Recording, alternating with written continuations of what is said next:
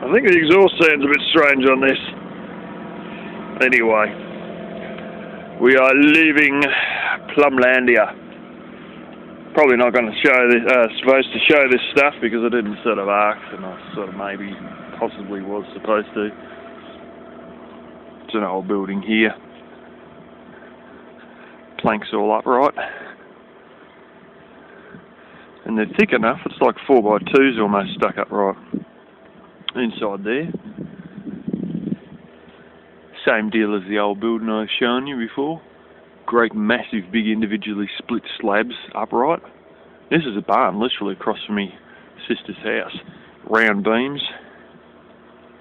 See, all they do is have a round beam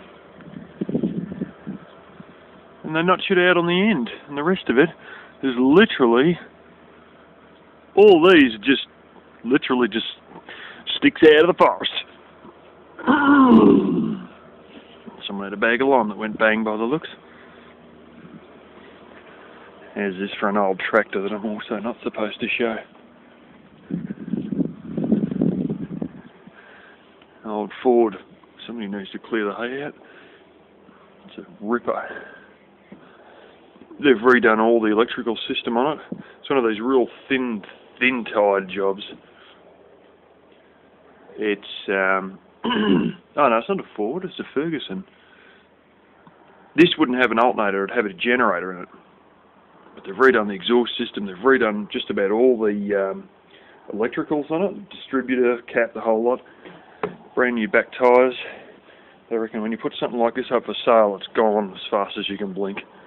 Has a seat. All you got is a leaf spring and a steel seat, and that's it. And the rest is just a giant diff.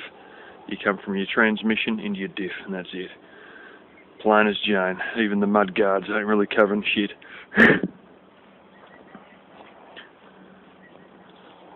That one there. Unfortunately, you can't see it.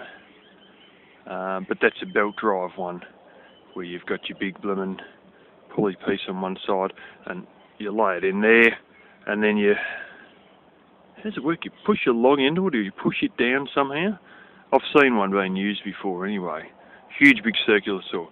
You cut your firewood logs with that. Instead of burning out your chainsaw chains, giant circular saw. In fact, I can actually buy gasoline engine powered ones of that. They're about, oh, they're not cheap, $1,800, and then I've got to have them sent interstate from, holy smoke, like probably damn near 1,000 miles away, but yeah. And then all you'd need to do is get that gasoline powered one and turn it into a gasifier powered one. But anyway, on we go. There was a river back there, people. I couldn't get the camera out quick enough, had nowhere to stop on the side of the road, plus there's multiple different people, including highway patrol. See the road signs there tell me to speed back up again because we're out of the danger zone. Some bastard just put a truck over the side of a bridge and smashed all the side rails in and everything. That was, I think it was a utilities thing. It looked like it had some sort of a crane system on the back. And they've just dumped her off the side of a fucking bridge. It wasn't very deep at all, but you could see the stuff on the back side on, and the whole vehicle was on its side. Number of roadworks things out there, the cops and everything like that. You see some strange shit if you ever go on long enough trips, and I'm surprised. Rightio, we're more than halfway across the snowy river. As you can see, there's the old bridge out there. I'm on the current bridge. They grow blooming crops or something in the remains of the riverbed. This is a river that was diverted. It was a massive, massive, massive river, and what you're seeing here is probably only about 1/3 of its width. We're just about to come out the other end of it, and you know, I'm driving about 65 miles an hour here. And here we are cruising up the side of it, and there's your banks just over there. Yeah, huge project. You can read the Snowy River hydro scheme. You can Google that. And brother-in-law's mum saw it before it was all done, and it was a massive river, and still is, but it all got diverted and used for irrigation and the hydro scheme, and has been of massive benefit to the countryside around here.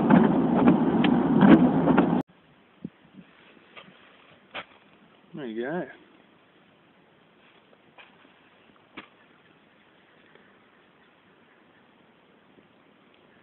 The old trestle bridge.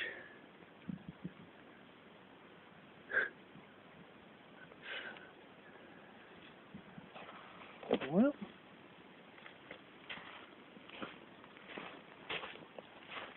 this is a real deal.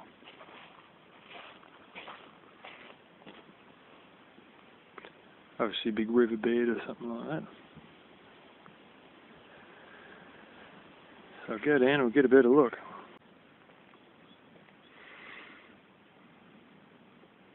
What a flaming ripper. Let's walk into the base.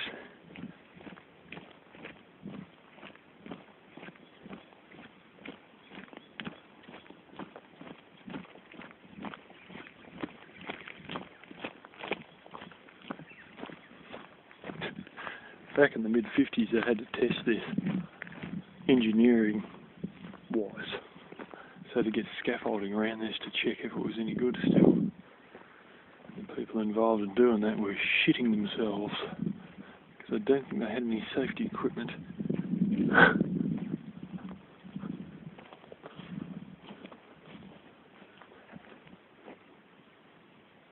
Shit, they would have had to fell a few trees to build this thing. All in the name of rail transport, eh?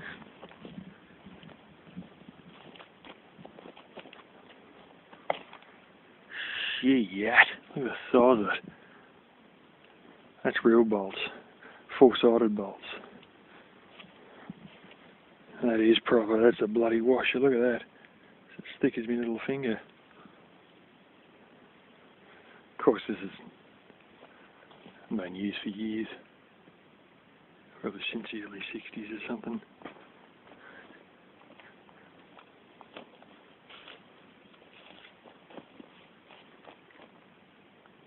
God, what a structure.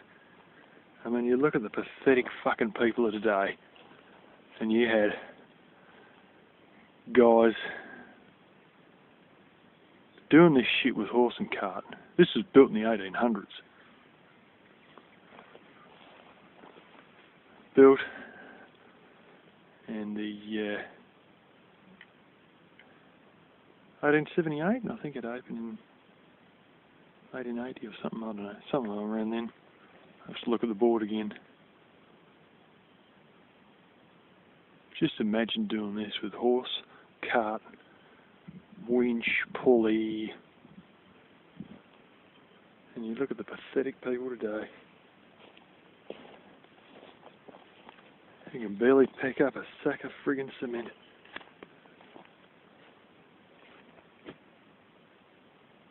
Can't handle a life that isn't a press button life, you know.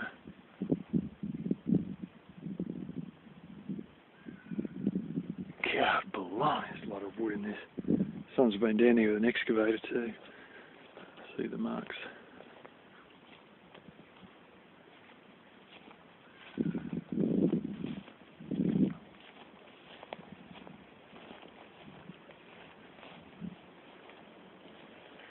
Oh, something fell off.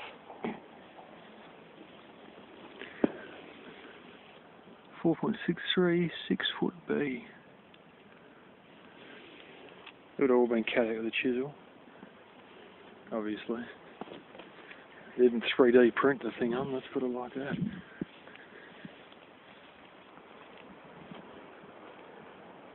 God blimey. And they wonder why white people got somewhere in the countries they colonised. It's because they could build shit like this, using horses, carts, hemp ropes and pulleys, and hand saws and axes. possibly steam power if they were lucky, but as this is a piece of infrastructure, I'm a bit surprised if they got anything more than a blooming single traction engine steam power down here. And I don't even think they did, to be honest. I think she's all done by hand. Bloody amazing. No wonder we made a go out of this country. Home again. Finally got the blasted chip paperwork. I mean, this was near the end of October when I got him chipped. You guys might remember. 12th of January is the flipping date that's been put in the mail. So, yeah. My sister said the same thing. They take bloody months to send you the stuff for the chip. Of course, it's listed that he's desexed on there, so I might be alright with all that, but I still may go and get him the little green mark on his ear that he was supposed to have the first time. Before Black Kitty licked it off and we found it was nothing but a big blast of ink all over the place. But they assured us there was a tattoo underneath, and there wasn't. Look at this joint. It's just as dry as shit. It's like coming back to some bloody desert. Haven't been up there. They've still got grass that's reasonable height and still a bit of green, you know, not tons, but reasonable. When you come back here, there's not even grass. It's just bloody bare dirt and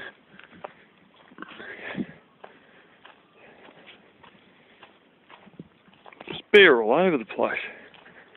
Just like walking back into a freaking desert. Anyway, they always have reasonable rains up there, and they tend to stay sort of maybe green during the summer, and the grass always keeps growing until they get to the winter, and then everything just freezes solid. And yeah. I know you're all busting to see the kitties. Hello, kitty. You're a nice kitty. Hey? Never mind all that junk out of my car. They're 5 weeks old now. They're very cute, ain't they? I noticed their feet are about 4 times the size they were, which may explain the stability and the ability to run. Before they were very wobbly on their feet, but by hell their feet have got wide. Very wide all of a sudden, and now they can move with speed. You're very cute, ain't you, kitty? We're going to have to give you away on YouTube when you get a bit older. Same with you, kitty. Very impressed with the... well, first of all, I'd like to thank my mum for making a point of water and all this stuff. I was fearful that it was going to get sort of half forgotten, but I am fanatical on continuing to water stuff, and cat's mucking around. You found something green, buddy? Eh? I keep trying to bite this plant. This is an old one from years back Mum had. Yeah. I'm going to have to work out an option to heat these in the winter. These died back, I was about to throw them out. This one's come back alright. This one here, I only just got, I think it was, yeah, just before last winter. It's phenomenal. All this, a lot of this, is, you know, all new growth. It's flipping huge. It's bloody massive. So I'm very pleased with the way that's gone, but they really do need to be heated in winter. They're not frost tolerant, but I had them in the veranda, yet they still all died back, so they really need to have some kind of a heating pad system under them. I can get ones that's 7 watts, 9 watts. I may need to leave my inverter on. I'm looking to, well, I will have to look to see if I can get 12 volt versions, or maybe even make a 12 volt version. Heated propagation trays is what I'm saying. Anyway, we're going good. We're going very good. 1, 2, 3. These won't get a great deal larger. They'll be ready to ripen. Those two are still kind of small. Got another one over here. Looks like a little stem broke off that I just flicked off before. There's another stem that I accidentally broke off of one of these when I moved the pots. I lost about 3 flowers in the process there. Yeah, another little one. Oh, that's good. That was the first one on that plant. It seems haven't got anything on this plant yet. All that plant. Where's this one coming? Yeah, everything else has got some. This one's under quite a bit of weight load actually. Yeah, there's purslane in the bottom there. I don't know if you can see. They should be able to. There's bloody everywhere. There's a couple other bits. That's a bit of Charlotte mustard edible brassica. This is another funny little plant. It's not edible worth a cracker, but it has a beautiful little flower come up on it. I mean, just gorgeous, detailed little flower. Sort of just grows randomly in the grass around here. I might just leave that in there anyway. So yeah, I'm just going to show.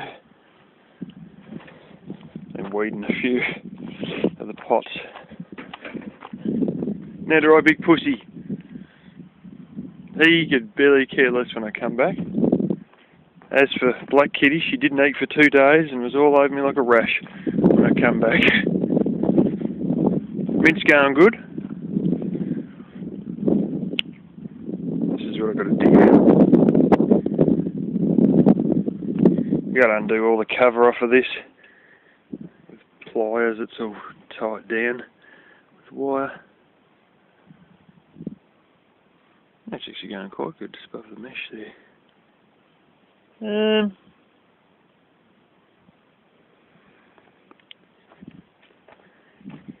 I seen the grapevines the other night. They're reasonably alright. I'm not going to walk all the way down and show you those, I don't think. I probably don't have a single bloody plum left on this.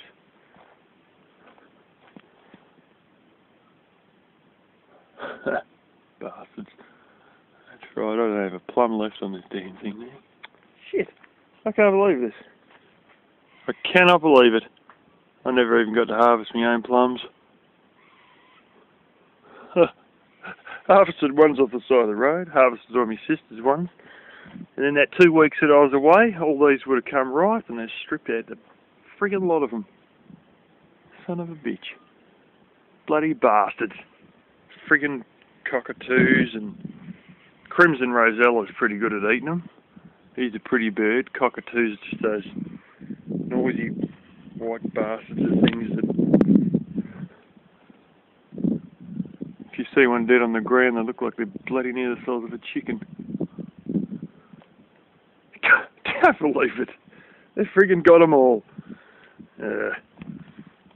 Oh, well, the figs are firing a lot better from when I left. Oh, that's... Yeah, well, if everything else flunked out, the figs certainly didn't. Let's put it like that. Holy smackaroons. You know, on the end of every bunch of leaves, I've got 2 to 3 figs. On the end of every bloody bunch. Holy smoke, this is loaded. Well, bud, we might be dehydrating figs yet. Quite possibly. Holy smoke. There's 1 or 2 big ones. And I don't know where they've gone. They probably got eaten. A lot of these things get eaten. But this is phenomenal. I just hope they haven't run out of plums and then they're going to transfer and just wreck all my figs. Chances are they will eat the figs. They do sometimes, but they don't. They don't eat all of them. Holy smoke. I don't know if you heard that noise under my feet, but Tabby Cat's up the tree in about 2 seconds. Holy smoke. Well, you know, that's what happens when you got sharp claws and a sharp wit.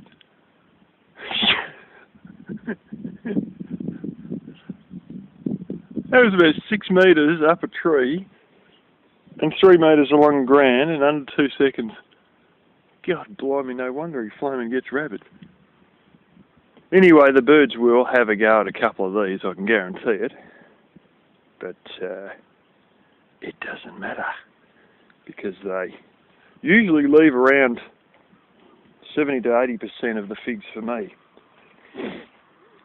At one time I could say the same about the plums, but the thing is I'm actually going to be here to pick the figs, which may make a hell of a difference to my ability to actually get them, being physically here. Anyway, so the little kitties are coming out, running around, and probably getting toilet trained in. If you ever wonder where me cat's crap, I've got a little litter box. It's an old bacon tray, like a steel tray for baking, I don't know, cakes or whatever. It's a rectangular thing. And they used to use that initially, and they still do in the winter, when it's raining outside, and more wire. I was walking around yesterday picking up so much blasted wire, and bits of sheet metal, and old bolts, and all the same stuff as usual. But during the times of the year where all this is dry, they actually dig usually under all these cypress pines. There's a hell of a lot of them near that bit of iron where they've dug. One's under here, the tree out the front of my house, near where I have my garbage bins, and a lot of just different areas underneath there, and dig a hole, crap in it and cover it over. And you'd never actually know, unless you went through here with a rake, and then you'd find more cat shit than you can imagine. But as a result, I'm not always playing around with kitty litter. And the thing is, I never actually have, because I was advised online to use gravel. And I found this stuff that I mix in with the gravel that is a deodorizer. And I mean, it's got a real bizarre smell to it. And it's like odour absorbent. It just absorbs stink. And you sort of shake a bit of that in, like shaking salt on food sort of thing, on the top of your gravel, and then as they dig a hole, they sort of dig some under. But they don't even use it anymore. I still got it sitting in my room. It's been sitting there for 6 months, and they've probably only used it twice in those 6 months or something. There's one very cold night, Black Kitty went and had a piss in it, and there's probably another time that I can't remember, but that'd be about the only time in 6 months that they've actually used it. So anyway, I just dragged this crap in from out of the car. Got to whack that in the recycle bin. Check these eggs.